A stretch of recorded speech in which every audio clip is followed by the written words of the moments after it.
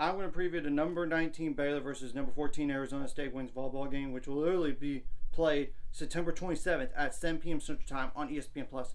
There will be live stats as well. Yes, it is even the day before of the game that I'm recording this. And if you're watching the next day, it's the day of the game. Yeah, it's a quick turnaround for both of these teams. They both played literally Wednesday. Baylor's 9-3 overall, 1-0 in the Big 12, with a 3-1 win against Arizona. And Arizona did fight back after that first set. Yes, it was tied in the second set, but Baylor won that.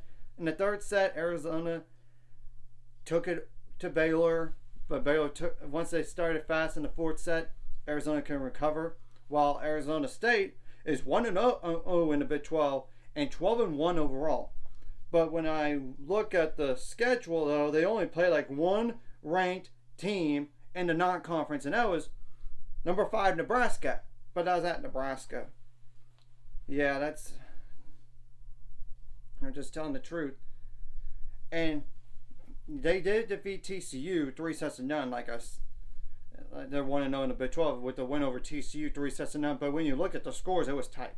25-20, 25-22, 25-23. And TCU even had set leads in set 2 and 3. They just didn't close them. Simple. So, what are some players to keep an eye on? Number 4, Shania Cromartie, and I apologize for looking at it because I cannot memorize all this stuff. Number 4, 5'9" outside hitter. That is a grad senior. 112 kills on 307 attempts with 42 attacking errors, 9 assists, 1 service error, 15 receiving errors, 79 digs, 12 blocks, 3 of those are solo. Now, Jelly Sear, Gelicyr,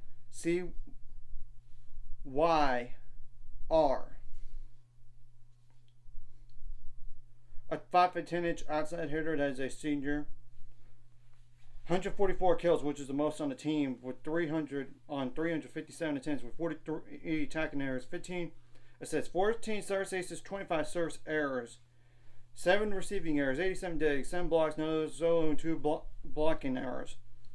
There's Mary Schroll, number 11, a 5'8" libero. That is a grad senior. No kills on 1 attempt, 43 assists, 13 service aces, 24 service errors, 3 receiving errors, 203 digs, which is the most on the team, and 1 ball handling error. And there's Argentina Ong, number 12, and we actually played against her last year. She was at Washington State. A 6-foot setter. That is a grad senior.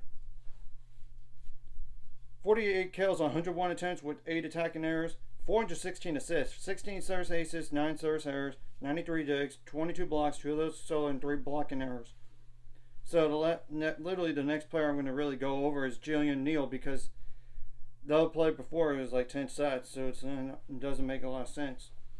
So Jillian Neal is a 6'2" outside hitter. That is a sophomore.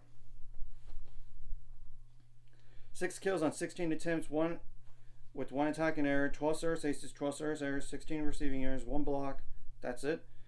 Then there's Savannah Colheed, Kjolhede. Man, that's a difficult name. A 6'3" middle blocker. That's a grad senior. 73 kills on 153 attempts with 20 attacking errors, 2 assists, 5 service aces, 4 service errors, 12 digs, 40 blocks, which is the most on the team, with 12 of those being solo, and 2 blocking errors. I'm trying to think. Do I really want to go over one other player that played like less than 20 sets this year? I'm not going to do it. Next player I'm going to really mention is like Bailey Miller, number 22. A 6'3" outside hitter. That is a junior.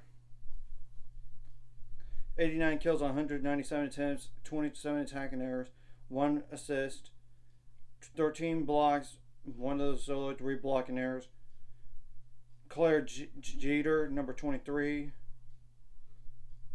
A 6'3" middle blocker. That is a grad senior. 96 kills on 178 attempts with 3 attacking errors, 14 assists, 5 service aces, 15 service errors, 31 digs, 27 blocks, 4 of those solo, and 3 blocking errors. And the last player we're really going to mention is Bryn Koval, number 27.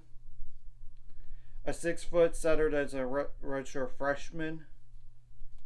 1 kill on 2 attempts, 47 assists, 14 service aces, 11 service errors. So she's more like used for that. And 72 digs and 1 block, and that was not even a solo block. Obviously, Baylor needs to correct what they did wrong last match and bring it to this match, and what they did right last match, bring it to this match. If you have a set lead, keep it. Don't be like TCU and let them back in it. I'm just telling the truth. That's the only reason why Arizona State swept them.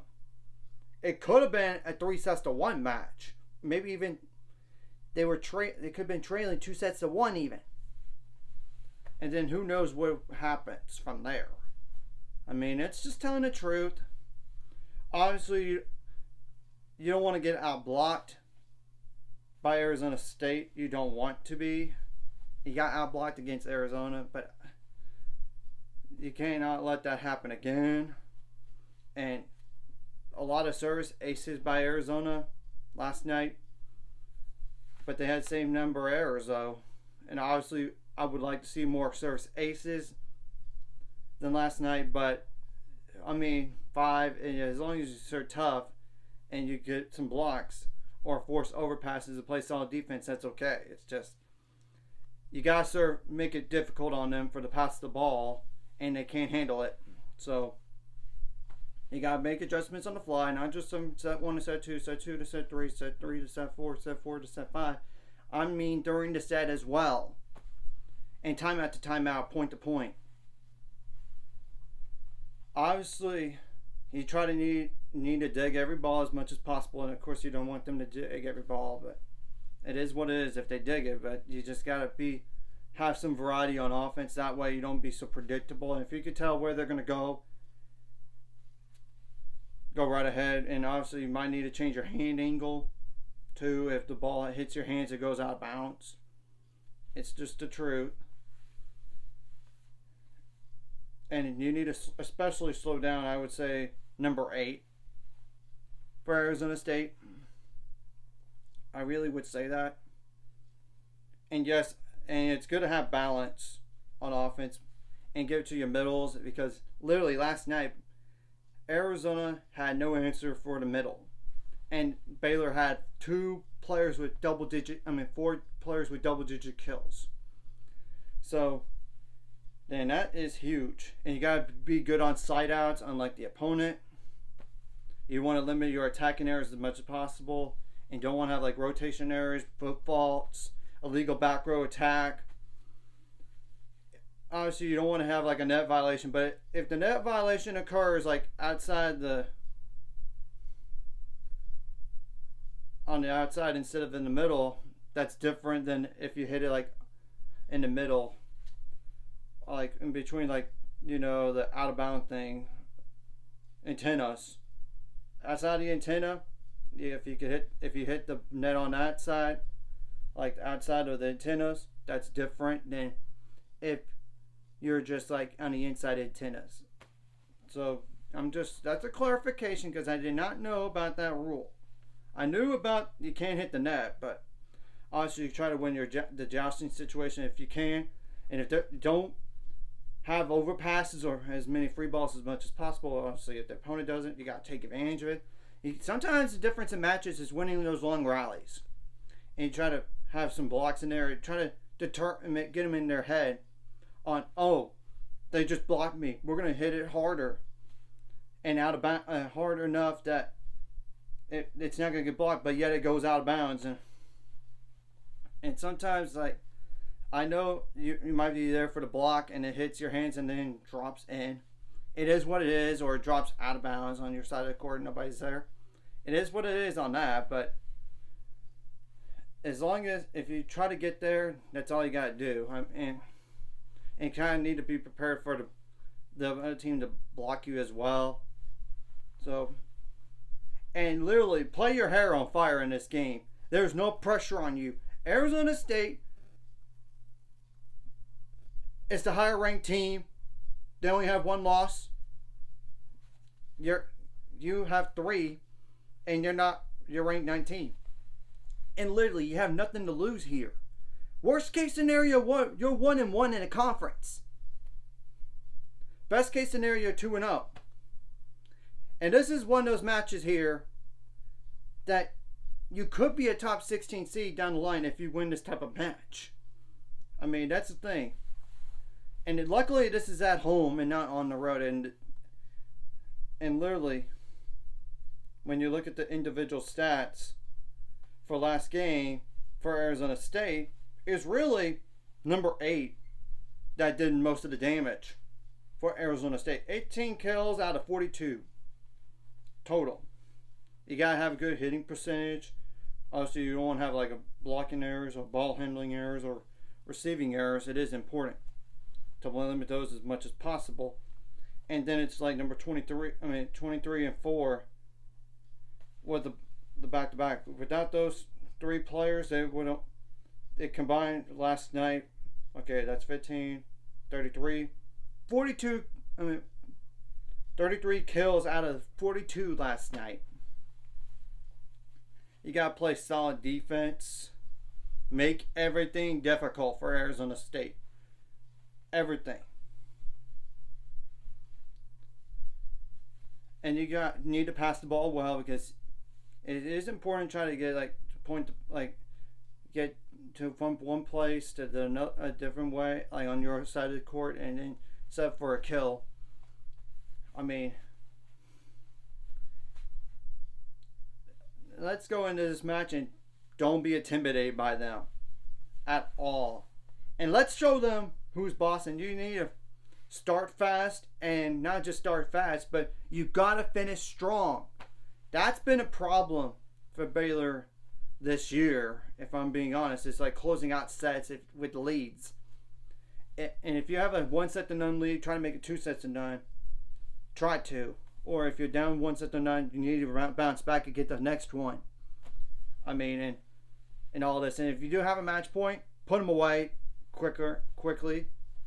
And at least last match, they didn't have to do so much drama on like set points or match points in terms of like the number of them. Though some of those rallies were long, and it's important to win those long rallies and all this. And you try to need to find a way to get the ball over the net before before you need to touch it 4 times, which that's not legal, by the way, as we all know. In volleyball, it's 3 touches, you gotta get the ball over. So I will put this in the description below on the stats and the roster for Arizona State.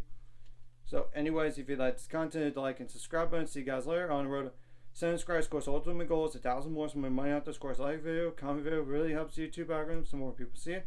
Share the video does up as well, so more people can watch. And if you're watching, hit subscribe button, hit the notification bell as well. And literally, Arizona State played 1 hour later than you last night. I don't know what they did in terms of, do they travel to Waco that night or spend the night in Fort Worth, or they decide, you know what, we're going to just spend the next day we can just go down to Waco. So you're on your own beds. And obviously you need to recover well from that match from last night against Arizona. And I'm sure Arizona State's doing the same thing, though they are not in their own beds and they're traveling. Yeah, and it's a real deal when it's back 2 matches in 3 days. You got to be the more mentally tougher team in this. Because yes, I know it's not easy to play 2 matches within 3 days, but you just got to dig deep and play get all that energy out. So let's go to work.